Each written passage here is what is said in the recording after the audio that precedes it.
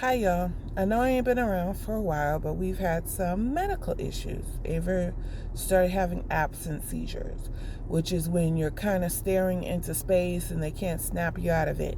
So she had one for 12 seconds. I picked her up from school.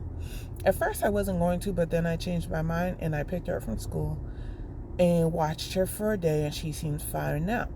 So I went, I contacted the doctor, like, yo, what are we going to do about this? What do we need to do? Do we need to change medications? Whatever. So they get back to me today.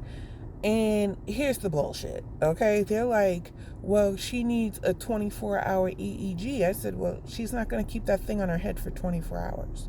Then they're like, well, she needs a blood test. And this is when I started asking for help. The last time we had a blood test, it was a shit show. We went to Waltham Boston Children's. They didn't have the right lab. They didn't have the right labs checked, so I wasn't going to do this blood test over again. So I was like, you need to fix this. I end up calling and fixing it. Fine.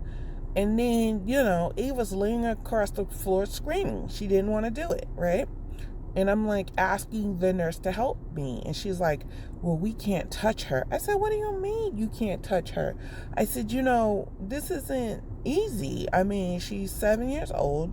And when she don't want to do something, she's a little Hulk. She's strong as shit. So I said to the lady that called me, I was like, y'all need to call a social worker or something because I need help.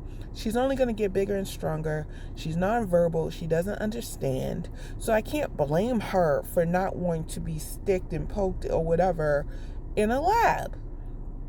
So she said she's going to call whoever the hell she's going to call and get back to me. I'm glad next week is February vacation. So with all this testing, she won't miss school. I don't understand how a children's hospital that deals with nonverbal kids, the nurse says, I can't touch her, I can't help her.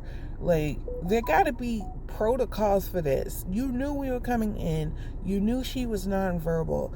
Are these kids always compliant? I doubt it. So if you have a 17-year-old nonverbal child, do they just comply because you say so? I'm just feeling some kind of ways about this. I'm going to work on it. We will get the blood test done, but I need assistance. I don't want another nurse telling me she can't help me. Ain't hearing it. And I don't know what we're going to do about this EEG. They're going to have to figure it out.